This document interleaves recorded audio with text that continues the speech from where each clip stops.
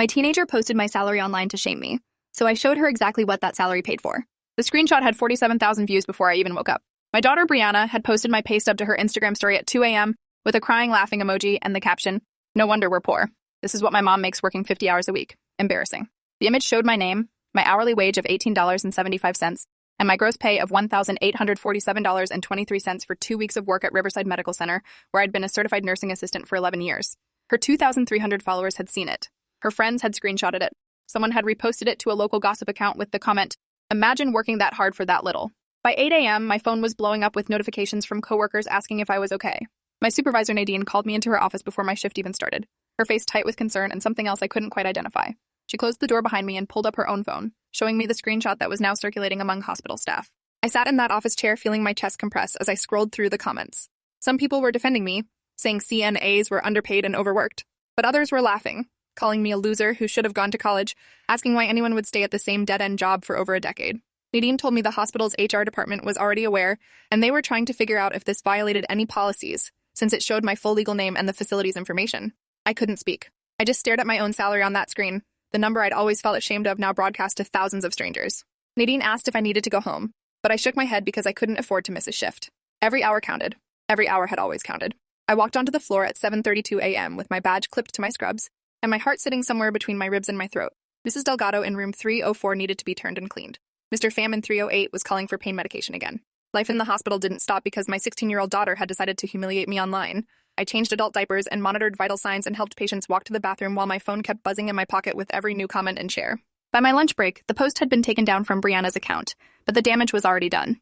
Screenshots lived forever. I sat in the break room with a sandwich I couldn't taste, watching a younger CNA named Destiny scroll through her phone and then look up at me with that particular expression people get when they've just seen something about you online. She didn't say anything. She didn't have to. I called Brianna during my 15-minute break, standing in the stairwell where no one could hear me. She answered on the fourth ring with a sigh so dramatic I could picture her rolling her eyes. I asked her what she was thinking posting my personal information like that. She said it wasn't personal because everyone knew I was broke anyway. She said her friends' parents all made way more money, and she was tired of being the poor kid in their group. She said maybe if I'd done something with my life instead of wiping butts for a living, she wouldn't be so embarrassed to be my daughter. I stood in that stairwell listening to my own child speak to me like I was nothing. Like the sacrifices I'd made, the shifts I'd worked while sick, the overtime I'd taken to pay for her dance lessons and her braces and her iPhone didn't matter. The line went dead before I could respond. She'd hung up on me. I finished my shift at 7 p.m., 12 hours after I'd started, and drove home in the dark. My apartment building looked the same as it always did. 3 stories of beige stucco with a courtyard that management never maintained.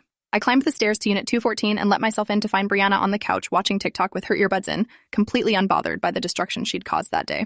The apartment was small, just 2 bedrooms and a bathroom and a kitchen that opened into the living room. I'd lived here since Brianna was 4 years old, since her father Derek walked out and left me with a toddler and $23,000 in credit card debt he'd racked up without telling me. I'd clawed my way out of that hole one paycheck at a time. I'd worked doubles and triples. I'd missed Brianna's school plays and her dance recitals because I was picking up extra shifts to keep us housed and fed, and this was how she repaid me. I stood in the doorway of our apartment watching my daughter laugh at something on her phone, completely oblivious to my presence, and I made a decision. I didn't yell. I didn't cry. I just walked into the kitchen, pulled out a notebook, and started writing. The next morning was Saturday, and Brianna slept until noon as usual.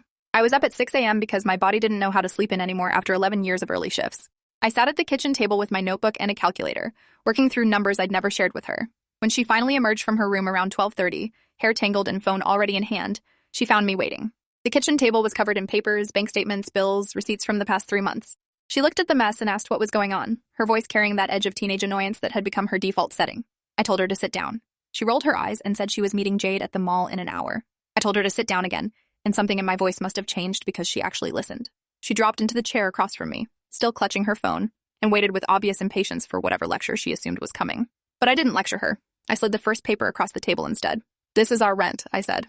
$1,450 per month. I pointed to the line item on my bank statement showing the automatic withdrawal. "This apartment, these 2 bedrooms, the roof over your head. That's $725 per paycheck, almost half of what you saw on that pay stub you posted." Brianna blinked at the paper but didn't respond. I slid the next document across. "This is our electricity bill. $127 last month, which was actually low because I've been keeping the thermostat at 78 to save money even though I know you complain about being hot.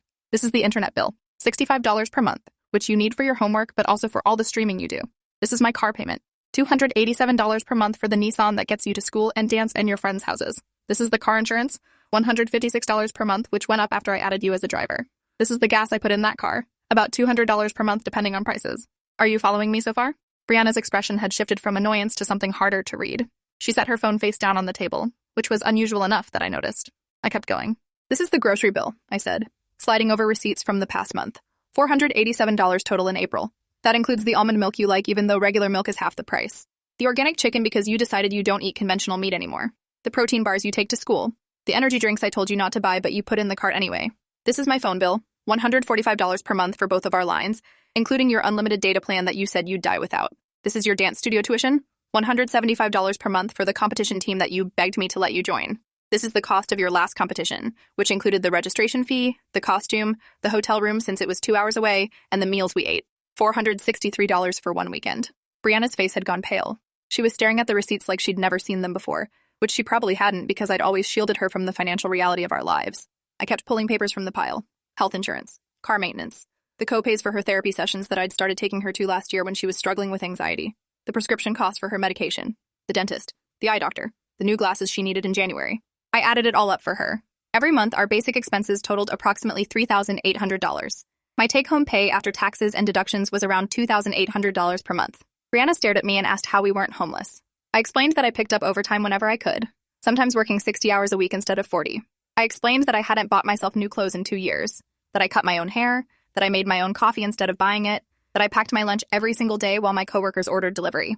I explained that my phone was 4 years old and cracked but still worked. I explained that I'd been putting off getting my own dental work done because I couldn't afford the copay. I explained that the last time I went to a movie theater was when she was in middle school. I explained that I drove a 10-year-old car with 140,000 miles because I couldn't afford anything newer. I explained that every financial decision I made was calculated against whether it would keep us above water or push us under.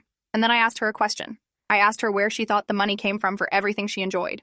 The dance, the phone, the almond milk, the Uber Eats orders she placed when I was at work, the Amazon packages that showed up at our door. All of it. Brianna didn't answer. Her eyes were wet, but she wasn't crying yet. I wasn't done. I pulled out one more document, the one I'd printed at the library the night before. It was an itemized breakdown of everything I'd spent on her in the past 12 months. Dance alone was $3,200, including tuition, competitions, costumes, and travel. Her iPhone 14 that she'd demanded last fall because her old phone was embarrassing was $1,200 with the case and screen protector. Her clothes, easily $1,000 over the year despite her complaints that she never had anything to wear. Her makeup and skincare products that she ordered online, maybe $400. The school field trips, the senior photos she wanted even though she was only a sophomore, the homecoming dress, the birthday party at the escape room with her friends. I added it all up. Approximately $7,500 spent specifically on Brianna in the past 12 months, beyond basic necessities like food and shelter. I asked her to look at that number and then look at my annual salary, which after overtime was maybe $42,000 before taxes. I asked her to calculate what percentage of my income went directly to making her life comfortable while I worked myself into exhaustion and did without so she wouldn't have to. She finally broke. The tears came in a rush, and she put her head down on the table among all those papers and receipts, sobbing in a way I hadn't seen since she was a little girl. Part of me wanted to comfort her. Part of me wanted to pull her into my arms and tell her it was okay, that I'd always take care of her, that she didn't need to worry about money because that was my job. But I'd been doing that for 16 years, and all it had gotten me was a daughter who thought my salary was embarrassing content for social media. I sat there and waited. The mall trip wasn't happening. Jade would have to wait. After maybe 10 minutes, Brianna lifted her head. Her mascara was streaked down her face, and her nose was running, and she looked nothing like the polished, confident teenager who'd posted that screenshot. She looked like a scared kid who'd just realized the ground beneath her wasn't as solid as she'd thought. She asked me why I never told her any of this. I said because I wanted her to have a normal childhood, to not worry about money the way I'd worried about it every single day of her life. I said I thought protecting her from financial stress was good parenting, but I was starting to think I'd made a mistake. Brianna apologized. She said she was sorry, that she didn't know, that she felt horrible. I told her I appreciated the apology, but words were easy. I told her that because of what she did, my coworkers had seen my salary. My boss had seen it. People I'd worked with for a decade now knew exactly what I made and had watched strangers mock me for it online. I told her that kind of humiliation didn't just disappear because she said sorry. She asked what she could do to make it right, and I told her I'd been thinking about that all night. I had a plan. She wasn't going to like it, but she was going to understand exactly what that salary paid for by experiencing what life looked like without it. Starting immediately, she was going to learn what it meant to live on $18.75 an hour. The color drained from Brianna's face. She asked what I meant, and I explained that for the next 3 months, she was going to participate in running this household. She was going to see every bill, every expense, every financial decision. She was going to help me budget, help me plan meals around sales and coupons, help me decide what we could afford and what we couldn't. And she was going to get a job. She tried to protest that she had dance and school and friends. I reminded her that I had work and bills and a child who needed raising, and I still managed to fit it all in. I told her she could keep her dance commitment, but the weekends she wasn't at competitions, she would be working. I'd already looked into it, and the cafe down the street from the dance studio was hiring. They paid $11 per hour to start, which would give her a first-hand understanding of exactly how long it took to earn the money she spent so freely. Brianna sat with this information for a long moment. I could see her calculating, weighing her options, wondering if she could talk her way out of it. Then she surprised me. She nodded slowly and said okay. She said she deserved it. She said she didn't understand what she was doing when she posted that screenshot, that it was just supposed to be funny, that all her friends complained about their parents online and she wanted to fit in. I told her that was a terrible excuse, but at least it was honest. Fitting in was important to teenagers. I remembered being 16, but some things mattered more than fitting in, and basic respect for the person who kept you alive was one of them. That afternoon, we walked together to the cafe where I helped her fill out an application. The manager, a tired-looking woman named Sandra, asked Brianna about her availability and her experience. Brianna admitted she had none, that this was her first job, and I watched her squirm with discomfort at having to ask a stranger to give her a chance. Sandra looked at me, then at Brianna, and said she could start next weekend. $11 an hour, weekends only to start, 3-hour shifts. Brianna would make maybe $66 per week before taxes. I wanted her to understand how small that number was compared to everything she consumed. On the walk home, Brianna was quiet. She kept checking her phone, but the frantic scrolling I was used to seeing wasn't there. She was just staring at the screen, maybe reading the leftover comments from her post that still existed, even though the original was gone. When we got back to the apartment, she went straight to her room and closed the door. I heard her crying again through the wall, and I let her. Some lessons required tears. The first week was brutal for both of us. I made Brianna sit with me while I paid bills online, showing her exactly how I prioritized expenses. Rent first, always, because without a home, nothing else mattered. Then utilities, then car payment, then insurance. Food and gas were flexible because I could adjust them based on what was left over. She watched the numbers in our checking account drop as each payment processed, and by the time we reached the end of the list, there was $127 remaining until my next paycheck in 5 days. She asked what happened if something unexpected came up, like the car breaking down or one of us getting sick. I showed her the emergency fund I'd been building for years, $800 total saved up in a separate account that I touched only for true emergencies. She looked at that number and her face crumpled again. Her iPhone cost more than my entire safety net. I let her sit with that realization because it was important. Most people didn't have a cushion to fall back on. Most people were one disaster away from losing everything. Brianna's first shift at the cafe was the following Saturday.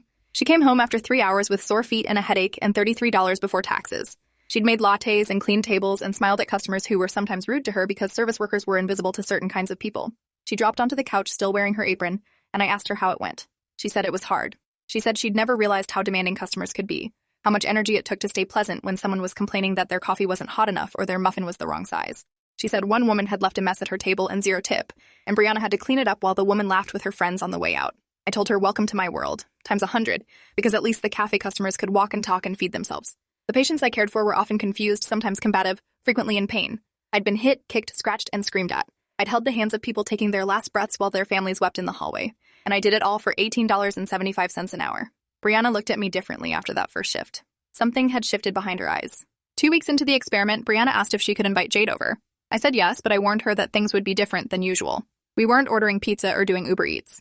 If she wanted to feed her friend, she could help me make dinner from what we had in the kitchen. Brianna agreed, which surprised me, and she actually seemed nervous about it. Jade arrived around 5 p.m., a pretty girl with expensive highlights and designer jeans, and the kind of effortless confidence that came from never worrying about money. She looked around our apartment with an expression I couldn't quite read, taking in the secondhand furniture and the small TV and the kitchen where nothing matched. Brianna gave her a quick tour that lasted about 30 seconds because there wasn't much to tour. Then they came back to the kitchen where I was teaching Brianna how to stretch a pound of ground beef into a meal that would feed 4 people by adding rice and beans and vegetables from the freezer. Jade watched us cook with obvious confusion. She asked why we didn't just order something, and Brianna explained that they were saving money. When she realized it wasn't, she got quiet. Dinner was awkward. Jade picked at her food and kept checking her phone, probably texting her other friends about how weird this was. Brianna ate everything on her plate without complaint, which was new. After dinner, they went to Brianna's room, and I could hear them talking through the door. I wasn't trying to eavesdrop, but the apartment was small and their voices carried. Jade was asking why Brianna had been so weird lately, why she never wanted to hang out at the mall anymore, why she'd taken a job at a cafe instead of asking her mom for money. Brianna's voice was harder to hear, but I caught fragments. She was explaining about the bills, about the budget, about how much things actually cost. Jade's response was dismissive. Something about how everyone's parents were dramatic about money, but they always figured it out. I heard Brianna get louder, defending me for maybe the first time in years. She said her mom worked harder than anyone she knew and didn't deserve to be laughed at. There was a silence after that, and then Jade made an excuse about having to get home early. She left without saying goodbye to me. Brianna came out of her room looking upset, but also something else. Something like proud. The next day at school, Brianna texted me during her lunch break. This was unusual because she almost never initiated contact during school hours. The text said, "Some people are talking about that post, about your salary. They're saying stuff." My stomach dropped. I asked what kind of stuff, and she sent me a screenshot. Someone had made a meme out of my pay stub, adding the caption POV, "Your mom peaked as a butt wiper." The comment section was full of laughing emojis and people tagging their friends. I sat in the break room at the hospital looking at that image of my own financial information turned into a joke, and I felt something crack in my chest. Not break, crack. Like a window with a rock through it, damage spreading in all directions. Nadine found me there 10 minutes later, still staring at my phone. She asked if I needed to talk to HR again, if there was anything the hospital could do. I shook my head because there was nothing anyone could do. Once something was on the internet, it existed forever. I would always be the CNA with the embarrassing salary to anyone who'd seen that post. But Brianna did something unexpected. She sent me another text that afternoon.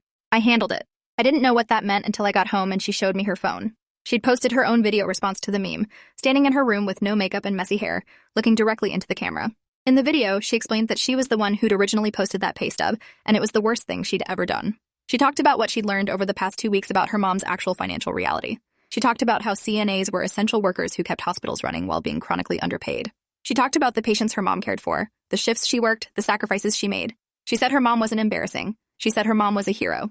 And she apologized publicly, not just to me, but to every service worker who'd ever been mocked for their income. The video had 12,000 views already. The comments were different this time. People sharing their own stories of underpaid work. People defending CNAs and nurses and caregivers. People calling Brianna brave for admitting she was wrong. It wasn't a solution. It didn't erase what had happened. But it was something. Week 4 brought a new challenge. Brianna got her first paycheck from the cafe. $89.47 after taxes for 12 hours of work across 4 shifts. She held that slip of paper and stared at it like she couldn't believe the number was real. She'd imagined working meant instant money, easy money, a simple exchange of time for cash. The reality was devastating. She'd spent more than that on a single makeup palette she bought last month. She'd spent more than that on the Uber Eats order she placed the week before the salary post, when she got Thai food delivered because she didn't feel like heating up leftovers. I let her sit with those comparisons before asking what she wanted to do with the money. She thought about it for a long time. Then she said she wanted to put half in savings and use the other half to help with groceries. I almost cried. I didn't, because I'd been practicing not crying for 16 years, but my eyes got wet enough that Brianna noticed. She hugged me, something she almost never did anymore, and said she was so sorry, that she had no idea, that she wished she'd understood sooner. I hugged her back and felt something that had been tight in my chest for years start to loosen just a little. But the financial education wasn't the only consequence of her post. The viral nature of the original screenshot had reached people I'd hoped would never see it. Derek, Brianna's father, texted me for the first time in 3 years. He said he'd heard about the situation and wanted to help. I laughed out loud at my phone. Derek, who'd left when Brianna was 4. Derek, who paid child support sporadically when he felt like it. Who owed me over $15,000 in back payments the court never enforced. Derek, who'd remarried a woman with money and now lived in a house with a pool while his daughter and I scraped by in a 2-bedroom apartment. He wanted to help now that our struggle had become public entertainment. I told him where he could put his help, using words I rarely used, and blocked his number. Brianna saw my reaction and asked what was wrong. I showed her the text. Her face went through a complicated series of expressions, anger and hurt, and something that looked like longing. She missed her dad, even though he'd abandoned her. Kids always did. I told her he wasn't worth missing, but I knew that didn't help. The school situation escalated the following week. Brianna came home with a notice that she'd been called to the counselor's office. Apparently, some parents had complained that the original salary post was cyberbullying, and the school wanted to investigate. I went with her to the meeting, sitting in a small office across from a counselor named Mr. Okafor, who looked uncomfortable with the whole situation. He explained that while the post had been directed at me and not another student, several parents felt it created a hostile environment by mocking someone's income level. They wanted Brianna to face disciplinary action. I asked what kind of action. He said they were considering a 3-day suspension. My blood went cold. A suspension would go on Brianna's record. It could affect her college applications. It would punish her for something she'd already apologized for publicly, something she was actively trying to make right. I looked at Mr. Okafor and asked if the parents complaining were the same ones whose kids had reposted the meme, who had laughed at it, who had made additional jokes at my expense. He shifted in his chair and admitted that the situation was complicated. I made a decision in that moment. I asked Mr. Okafor for a day to prepare a response before any disciplinary action was taken. He agreed, looking relieved to delay the conversation. That night, I sat down and wrote a letter to the school board. In it, I detailed everything that had happened since the original post. I described the immediate humiliation. I described my workplace finding out. I described the meme that followed. But I also described what Brianna had done since then. Her apology video, her job at the cafe, the financial education she was undergoing, the genuine remorse she'd demonstrated. I argued that suspending her now would punish growth and accountability, the exact things we should be encouraging in teenagers. I sent the letter to the principal, the counselor, and every school board member whose email I could find. Then I waited. 3 days later, Mr. Okafor called to say the investigation had been closed. No suspension, no disciplinary action. The parents who'd complained had been informed that Brianna had already taken responsibility and was actively making amends. One of them had even reached out to me directly, apologizing for jumping to judgment and saying her own daughter had shared the meme and should have faced consequences too. Small victories. I was learning to appreciate them. Month 2 brought unexpected complications. Brianna had been working every weekend at the cafe, getting better at making drinks, earning tips for the first time, learning to handle difficult customers without losing her composure. But then, dance competition season arrived and everything collided. There was a regional competition 4 hours away that required hotel accommodations and travel expenses. The total cost, $387 for registration, costumes, and lodging. Brianna hadn't asked me for anything since the salary post. She'd been using her cafe money to buy her own small luxuries instead of expecting me to provide them. But this was different. This was her passion, the one extracurricular she'd begged to do since she was 8 years old. She came to me with the competition information, not demanding but asking, her voice small. She said she understood if we couldn't afford it. She said she could skip this one if necessary. She said she knew now what that money represented, how many hours of work it translated to, what sacrifices I'd have to make to come up with it. I looked at the forms in her hands and thought about everything she'd learned over the past weeks. The financial lessons had sunk in. She genuinely understood now. I told her we'd figure it out together. We sat down with the budget and looked for places to cut. She suggested canceling the streaming service she used the most. That saved $15. She suggested buying generic brands instead of name brands for the next month. That could save another $30 to $40. She suggested I could take her uniform to the cafe and pick up an extra shift or two over the next few weeks. I pointed out that extra shifts meant less time together, more exhaustion for her, more stress for both of us. She said she wanted to earn part of the money herself. She wanted to pay for her own registration with her cafe earnings, even if it took her entire savings. Watching her do the math, figure out she'd need 5 more shifts to cover the registration alone, I felt proud in a way I hadn't felt in a long time. This was what I'd wanted her to understand. Not that money grew on trees, but that it grew from labor, from sacrifice, from choices made every single day. We agreed on a plan. She would cover registration, I would cover the hotel and travel, and we would both cut back for the next month to make it work. The competition fell on a weekend in late May. We drove the 4 hours together, something we hadn't done in years without fighting. The landscape changed from urban to rural, strip malls giving way to farmland and small towns. Brianna controlled the music for the first half, then let me choose for the second half. We talked about things we'd never discussed before. Her anxiety about junior year coming up, my own high school memories, which were more troubled than I'd ever admitted to her, her hopes for college, which had always seemed abstract but now felt more real because she understood what it would cost and was already thinking about scholarships and financial aid. I told her about my own abandoned college dreams, how I'd started a nursing program at 20 but dropped out when I got pregnant with her, how I'd always planned to go back but life kept getting in the way. She asked why I never told her that. I said because I didn't want her to feel like she ruined my plans. The silence after that admission lasted several miles. At the competition, I watched Brianna perform with her team. They were good, really good, moving in perfect synchronization to a song I didn't recognize, but that made my heart race anyway. When they finished, Brianna's face was flushed and happy in a way I hadn't seen in months. This was why I worked. This was what the overtime paid for. These moments when my daughter got to chase something she loved, when she got to be excellent at something, when she got to feel the joy of accomplishment. They placed second overall, which wasn't first, but was still a trophy and a ribbon and proud photos with the coach. On the drive home, Brianna held that trophy in her lap and talked excitedly about what they'd do differently next time, what moves they'd perfect, how they'd win first place at the next competition. Then she stopped mid-sentence and looked at me. She said thank you. Not just for this trip, but for every trip, every costume, every lesson over the years. She said she finally understood what it meant that I'd made all of that possible. She said she'd never forget it again. But the consequences of her original post weren't done unfolding. 2 weeks after the competition, I got called into HR again. This time, it wasn't Nadine delivering the news, but a woman from corporate I'd never met. Someone with a tight smile and a tablet full of documentation. She explained that the hospital was implementing new social media policies in response to recent incidents. Employees and their family members could no longer post any identifying information about the hospital, including pay stubs, badges, uniforms, or facility names. Violation of this policy could result in termination. I pointed out that I hadn't posted anything, that my daughter had done it without my knowledge or consent. The HR woman acknowledged this but said the policy was being applied across the board. She said I wasn't in trouble, but I should be aware of the consequences going forward. She handed me a document to sign confirming I understood the new policy. I signed it with shaking hands, feeling like I'd narrowly avoided a firing that wouldn't have been fair, but would have been legal. Brianna felt terrible when I told her about the HR meeting. She said she hadn't thought about my job being at risk, only about getting attention online. I told her that was the problem with internet culture.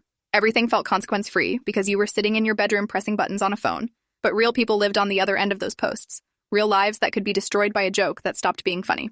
She asked what she could do to fix it, and I told her there was nothing to fix. The damage was done. The policy was in place. All we could do was move forward and be more careful. She nodded and went to her room, and through the door I could hear her crying again. Part of me felt bad for being so blunt. Part of me knew she needed to understand the full weight of what she'd done. 16 was old enough to reckon with consequences.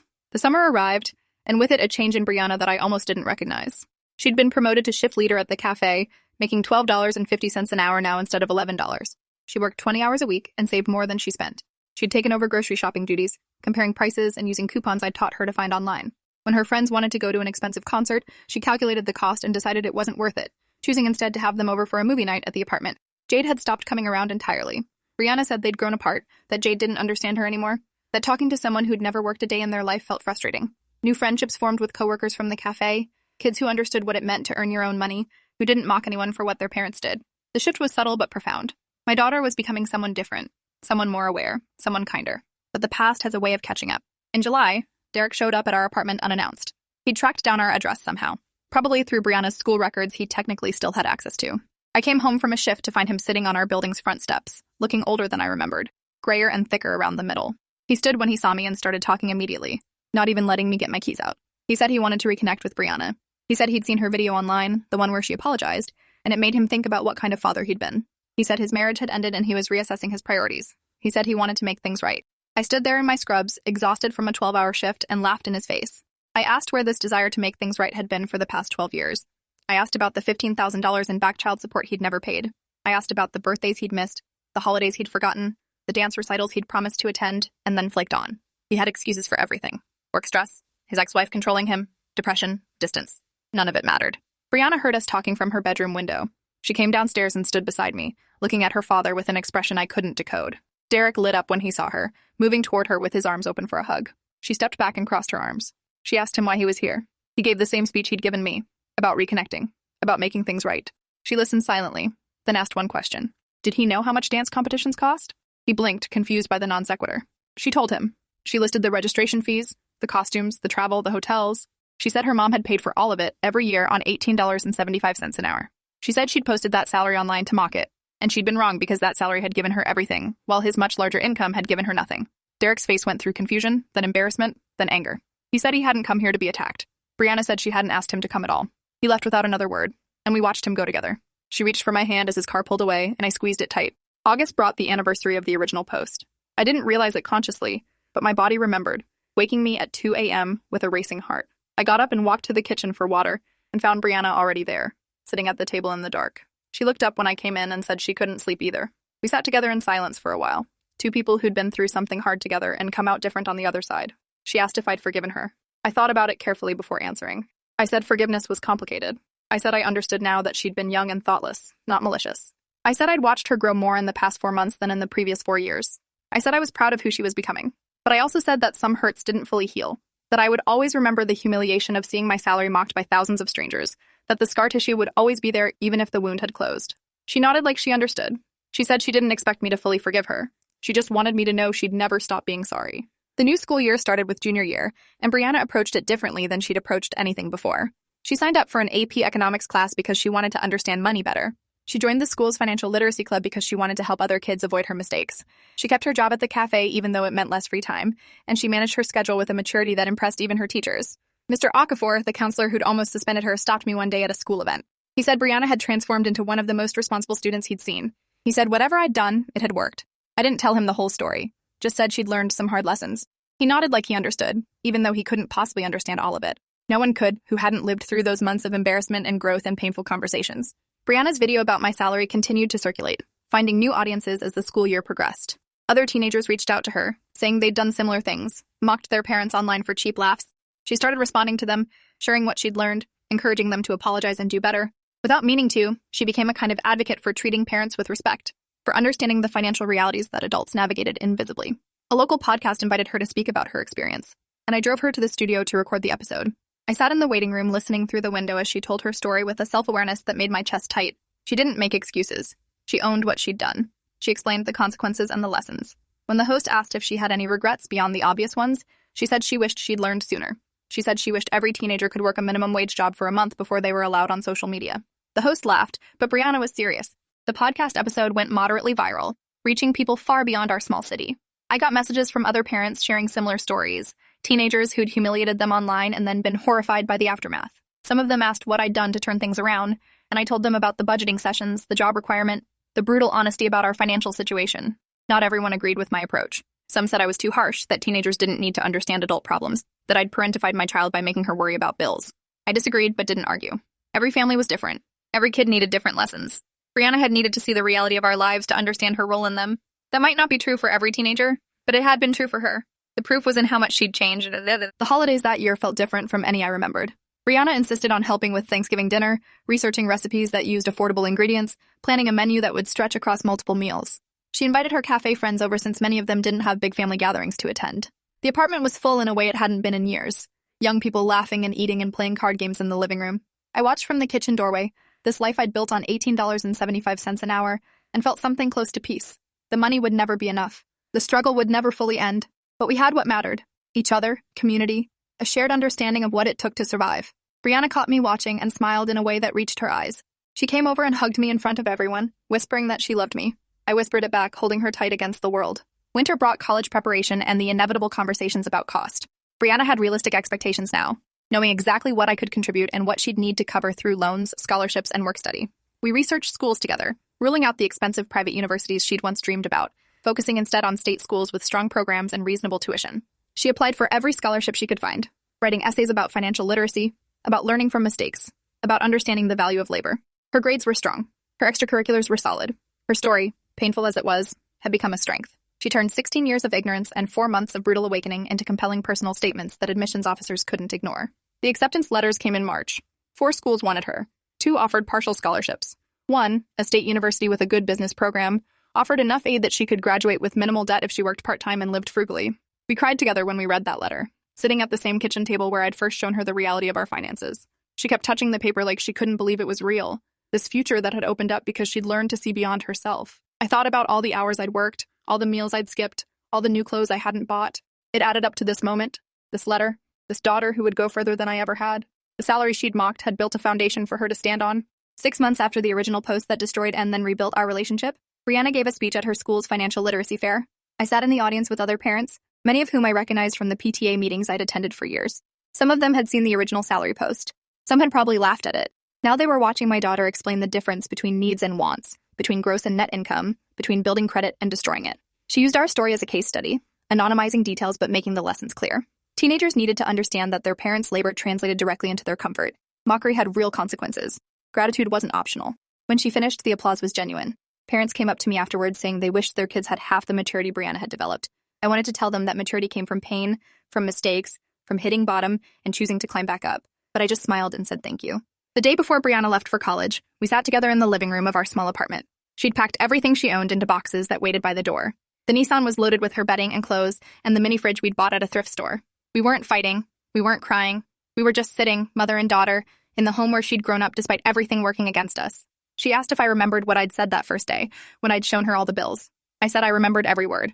She said she'd been thinking about it lately, about how that conversation had changed the entire trajectory of her life. She said if she hadn't posted that screenshot, she might have coasted through high school oblivious, gone to college expecting someone else to pay for everything, struggled when reality finally hit her. She said in a twisted way, she was grateful for her mistake because it had forced her to grow up. I told her that was a very mature perspective. I also told her not to recommend public humiliation as a growth strategy. And the morning she left, we hugged in the parking lot of her dorm, while other families unloaded their own cars around us. Some of those parents drove new SUVs loaded with brand new furniture. Some of those kids had never worked a day in their lives. Brianna looked at them without envy, just acknowledgement. She'd chosen a different path, one paved with cafe shifts and budgeting spreadsheets and a deep understanding of what things actually cost. When we finally let go, she told me she'd call every Sunday. She told me to take care of myself, to maybe buy some new clothes, to consider using some of the money I usually spent on her for myself instead. I laughed and said old habits were hard to break, but I promised to try. She walked into her dorm building carrying everything she needed, everything I'd been able to give her, everything she'd learned to earn on her own.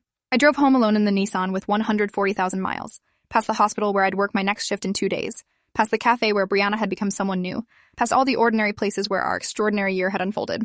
3 years later, Brianna graduated with honors and a job offer from a financial planning firm that specialized in helping low-income families build wealth. She'd turned our experience into a career, my salary into her mission. At her graduation dinner, paid for with her own signing bonus, she raised a glass and toasted the woman who'd taught her everything she knew about money by showing her how hard it was to earn, how easy it was to waste, and how much it meant when someone gave it to you out of love instead of obligation. I looked at my daughter across that restaurant table, this adult who'd emerged from the ashes of one viral post, and felt the weight of 16 years lift from my shoulders. The salary wasn't embarrassing anymore. It had never been embarrassing. It was proof of survival, of persistence, of a mother who'd worked harder than anyone would ever know to give her child a chance. Brianna understood that now, and so did I. When we left the restaurant that night, walking through the parking lot toward our separate cars because she owned her own now, she turned back and said something I'd never forget. That $18.75 bought everything I am. I drove home through streets that looked the same as they always had, but somehow felt different, lighter, like the weight of survival had finally transformed into something closer to victory.